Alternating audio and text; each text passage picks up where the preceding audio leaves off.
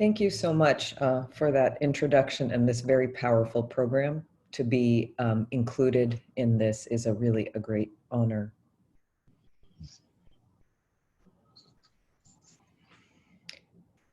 There's something about, I was speaking to someone today about, thinking about the words of Toni Morrison and James Baldwin, who talked about racism, saying, Black people don't need racism. It doesn't benefit us. Who does it benefit? Who created it, right?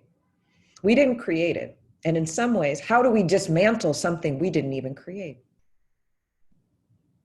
right? And until white people are ready to say, this is our benefit, this is what we need, what do you need? What do they need from racism? Until that conversation, which we're starting to see now more than ever before. But until that happens, right, it won't crumble on its own. We can chip at it. But that centerpiece, right? But truthfully, right, it's going to take us chipping on the outside and the inside with allies on the inside. It's going to take both of it. And we're tired, right? We're tired. I am tired. I'm not even quite 50 in a couple of weeks. I am tired, right? I hear some people talking about, oh, this, now we're talking about it, and they want to move on to the next topic. Like, what's the next topic? Like, it's, where is it? I'm like, try experiencing it. Hello. Try experiencing it. It gets in, because race, as the pastor said, race is socially constructed. It's not even how we identify, it's how people identify us, and how that deeply impacts our experience on every level. It's not just psychological, it's not just emotional, literally into our genes. It weathers us to survive this. And I think of it's like we're in this double bind, right? We're in this double bind. That when something happens that's oppressive, something that's racist, an act of discrimination, an act of bigotry. We know racism comes from a system inflicted through individual behavior and as well as systems, right? And when it happens to us, we have the urge to fight, or we have the urge to leave, right? Like, can we leave? But truthfully, if we do either, we feel the wrath. We feel the wrath. And so we freeze in place, but feeling the cauldron inside. I think back of the story, it happened here in Southern California, where if you remember that story of those women who checked out of an Airbnb. Do you remember that story a couple of years ago? Okay. And these were Black women checking out of an Airbnb, putting their belongings in their car. And the neighbor, an elderly white woman, saw them doing that, didn't recognize them, and waved. And these Black women didn't know this neighbor, and they did not wave back. They didn't know her. So the neighbor called the police, and the police came, helicopter, 4 cars. Helicopter, 4 cars. And ultimately, nobody was killed, right? The women, when they did get through and prove that they had legitimately rented this Airbnb and they weren't thieving anything, they posted on social media about how terrifying that situation was, how absolute, because they knew, right, what could happen. And the police officer said, whoa, whoa, whoa. These women were laughing with our officers. We have video to prove it. And I say, what about this? So if you're terrified and you run from police, what's going to happen? Okay? If you're angry and you say, no, no, no, and you start saying something, what's going to happen? What choice did these women have but to smile and hold it in? We're damned if we do, and we're damned if we don't. Okay. And the thing about it is, right, that to the person who we are appeasing and smiling, they think everything's fine. Our pain is invisible. That's exactly the point. That is exactly the point. And that inside is what wears on us and wears on us and erodes our bodies, right? Erodes our mental health. And when we look at COVID and we say, oh, Black people are dying at a higher rate. When we look at maternal health and we say Black women are dying at a higher rate. When we look at children, infants, and we say Black infants are dying at a higher rate. And we say, is the risk factor is being Black? No, the risk factor is racism. It is the racism that gets into our system. And so when I think about, and what I'm hearing here highlighted is how much struggle we have to get through the day, let alone push on these big systems, right?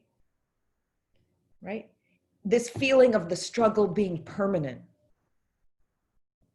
ongoing, never ending, right? That we must always be fighting and always be struggling. We're tired. I'm tired. Yet I know it's not going to dismantle itself. I know I must keep going. I know all of you are in this for the long haul. So this is something I think about, right? We are making the change, right? Along with our allies of Indigenous people, other people of color, and white allies as well. I think about making the change. And then I think about this idea of being the change. Okay? Because we hear that, right? Be the change.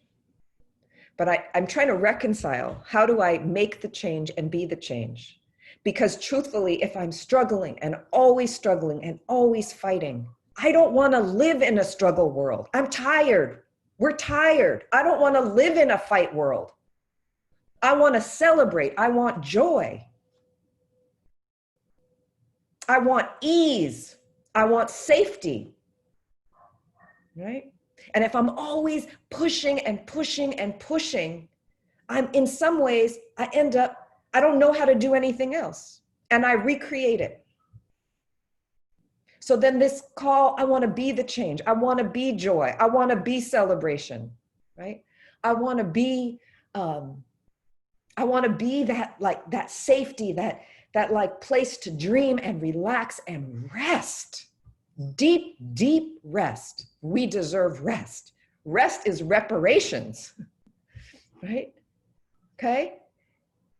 And I know I need to struggle. So how, this has been on my mind so heavy for years. How do I go back and forth? If I'm in the change, am I ignoring making the change? If I'm making the change, where is my joy? Where is my rest? How can I keep going? How do I stay and rededicate myself day in and day out to this struggle? And I think a big part of it is knowing, just plain and simple, everybody got to get in the bed and sleep at some point during the day. I don't care, you work night shift, you work day shift, at whatever your role is, everybody gets into the bed sometime, right? And this idea that sometimes we got to recognize that we need to snatch moments. We need to snatch moments of rest, and really good rest, to power us up for the sustained fight. But also when we rest, when we drop into that place, we drop into joy, we drop into celebration, that's where we can dream and we can vision that open place. Right? That's settled, that space, we can make space. I can breathe, enough space, I can breathe, we can breathe. And so I think about how we navigate back and forth between that. What is the skills that we have? And I've dedicated, really, that's the biggest part of my work at this point, is helping making space for the change, making space for liberation, making space for freedom, right? Knowing when I need to struggle and struggle hard, knowing when I can rest and resting well, building up energy for getting back in the struggle, and also coming back to rest, to dream, to vision, to celebrate.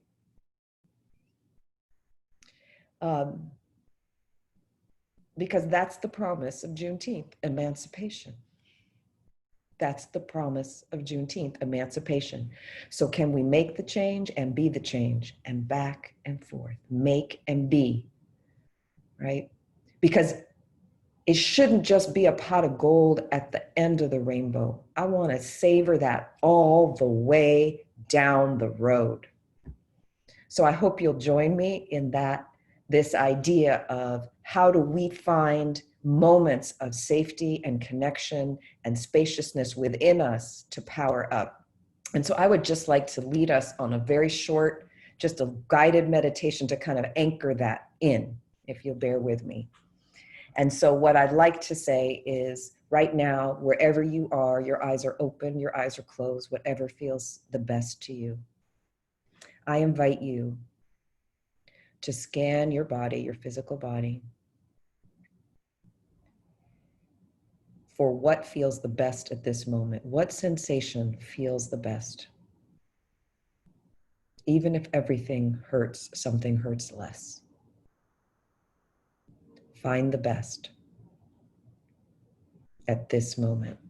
And when you find that sensation, what is the quality of it? Is it free? Is it open? Is it settled or solid, or a sense of warmth or safety?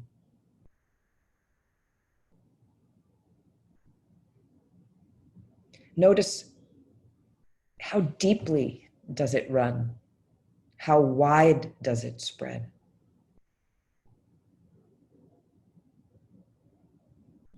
And as you're noticing this more positive sensation inside of you, do you notice that your breath slows a bit?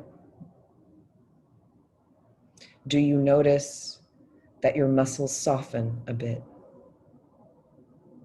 Is there a sense of settling, a sense of presence and clarity, more space to breathe? That by finding this resource within you, letting it be a resource that you can return to, a practice you can return to. What feels best in my body at this moment? Let it serve as an anchor to create spaciousness for me to celebrate, for me to dream, for me to rest deeply, for me to savor those pots of gold all along the way, for me to get free. Thank you so much.